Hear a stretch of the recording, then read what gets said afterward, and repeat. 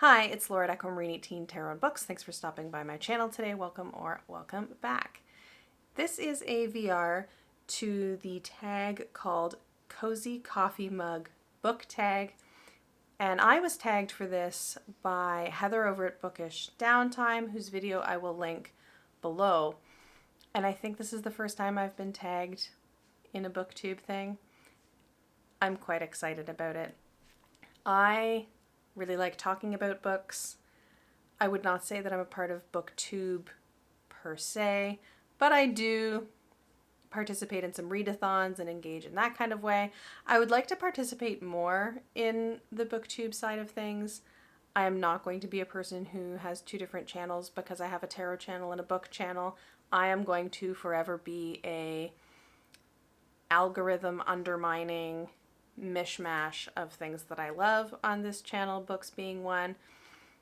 I'm excited. So I thought before I get to the prompts, which I will put in the description box below with some timestamps, that I would show some of my favorite cozy coffee mugs, two of them.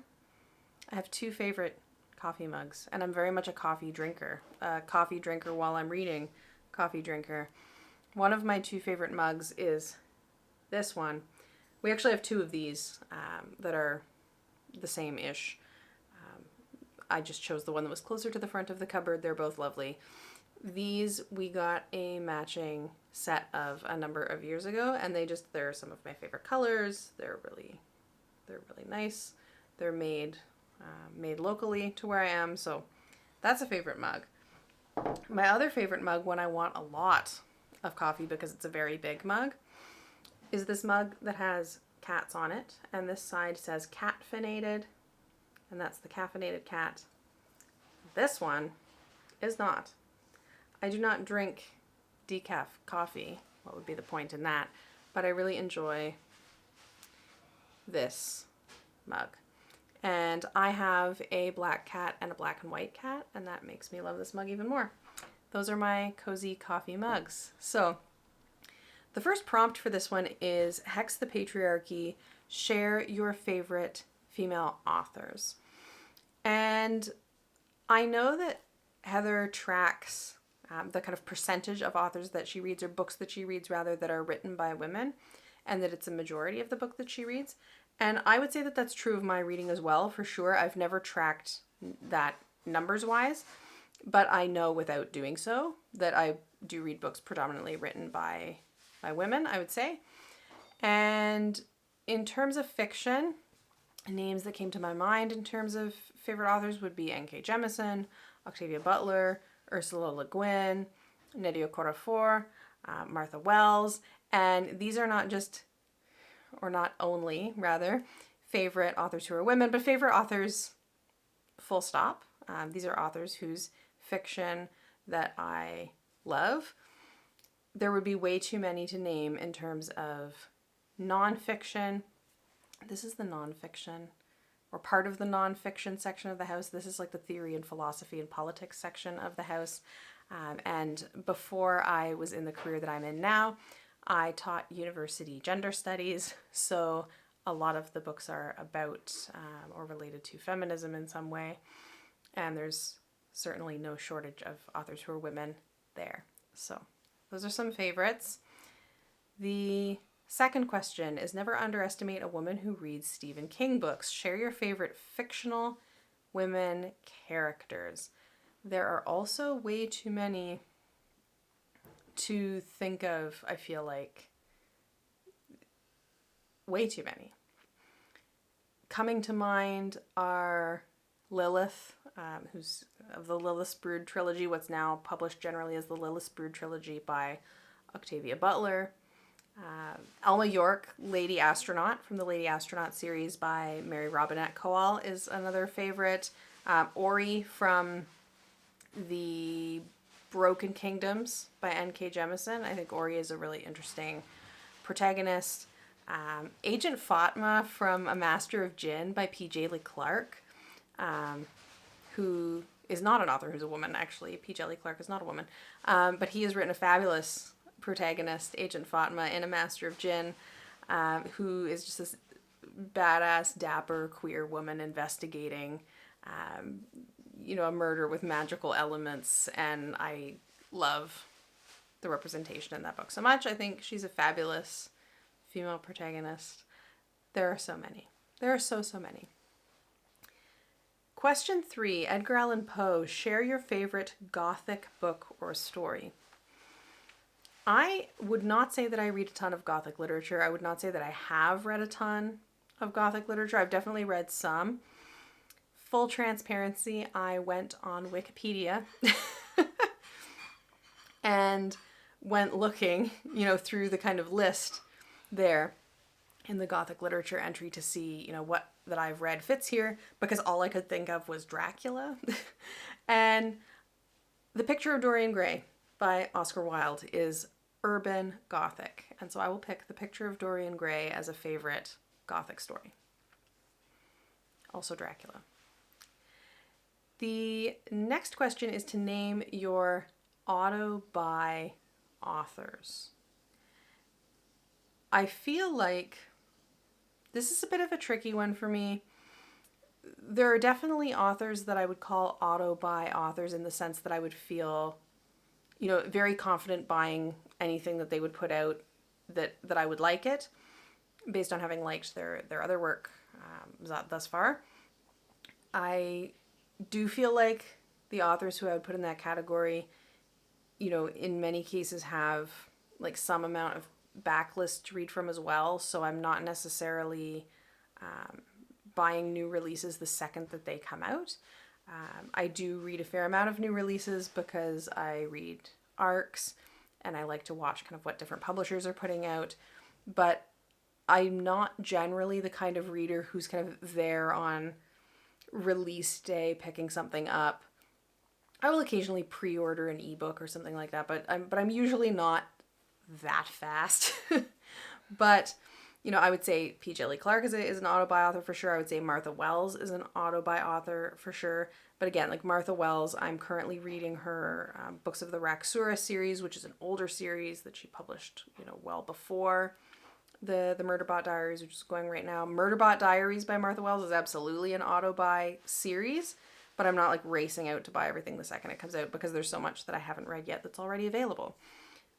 Whatever Shelley Parker Chan puts out next, I cannot wait to see and will absolutely buy, because She Who Became the Sun and He Who Drowned the World were two of my absolute favorite recent reads. Like, I loved that duology so much. Those are some that I would say are auto-buy authors. I'm sure that there are others that I'm not thinking of, but I tend to take my time with buying books. I will also say I tend to buy fiction in ebook format. At this point, I read most of my fiction on ebooks and most of my nonfiction, if not all of it, as hard copy books. So when I'm going out to buy a book at like a physical book at a bookstore, generally it's actually nonfiction. The next prompt is Camp Crystal Lake. Share a book that makes you feel nostalgic. And I just reread it for, I don't know what time, 5th time, 6th time. And that's Le Petit Prince by Antoine de Saint-Exupéry. This is a book that I have read numerous times. I was gifted this book by a friend. This one is in French. I was gifted the book in English, an English translation, by a friend when I was in about 11th grade in high school, and I wasn't familiar with it when she gave it to me, but it was a kind of nostalgic book for her, and she gifted me my copy, and I have cherished it ever since. And so this year I read it in the original French. This is a comfort read for me, for sure. One that I can just kind of curl up with, and it's so short, so you can read it really quickly. Definitely nostalgic and definitely a comfort book. The next prompt is Happy Halloween. Share a holiday themed book that you would recommend. I I don't think that I have ever read a holiday-themed work of fiction. I cannot think of one.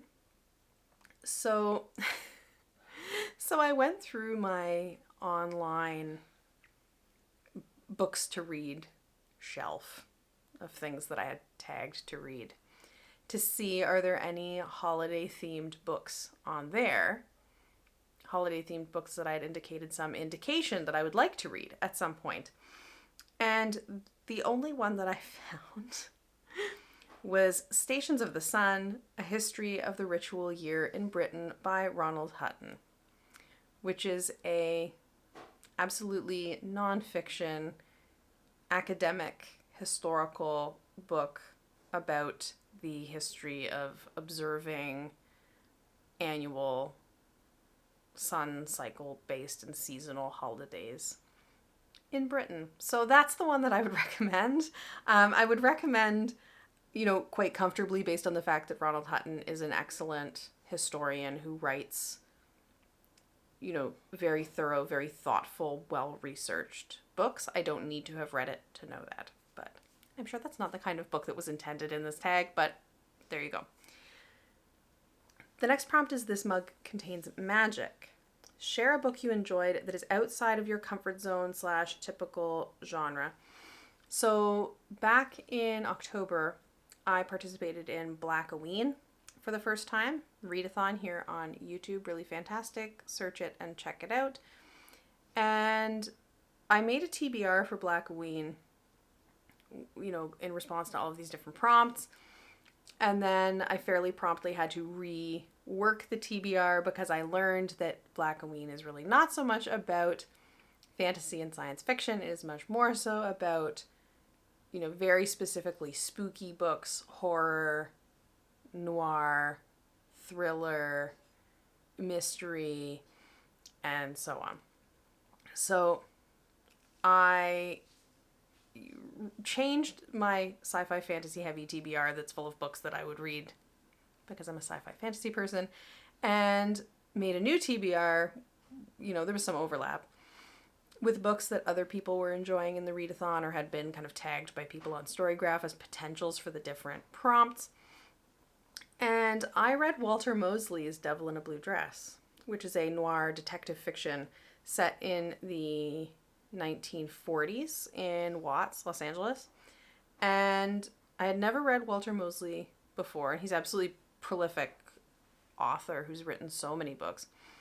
And Devil in a Blue Dress is the first in a series, the Easy Rollins books. And Easy Rollins is the detective in the book, who's not really a detective, but he's an out-of-work veteran, definitely down on his luck, has a mortgage to pay, and, is offered money to investigate something, to find someone. He's not a detective by trade in the book, but he takes this kind of private investigator type of a job because he needs the money. And there's a whole series of these, and I totally want to read more of them. I have never read anything remotely like this book before, Devil in a Blue Dress. There is a film that I would also like to see, and I haven't seen yet. But I really liked Easy Rollins' character, and I really liked this, I wouldn't think of noir or kind of detective fiction as a thing that I would be into, but for me, it read very much as a historical fiction.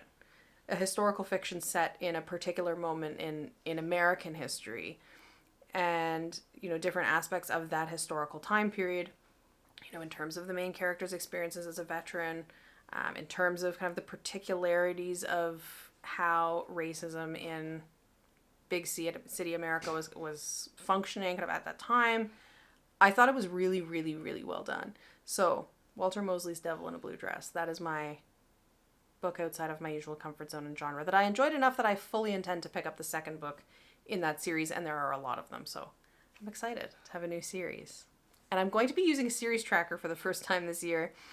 I don't even know if there's enough checkboxes in the series tracker for this series. We'll see. But that's my suggestion. The last prompt is to tag some bookish friends. I'm just going to tag anybody who's watching this who would like to do this tag. Consider yourself a bookish friend and consider yourself tagged. I never know who wants to do what, so I invite anyone who would like to participate to do so. Thank you so much to Heather for inviting me to do this tag, and thank you so much for watching. I will see you all again soon.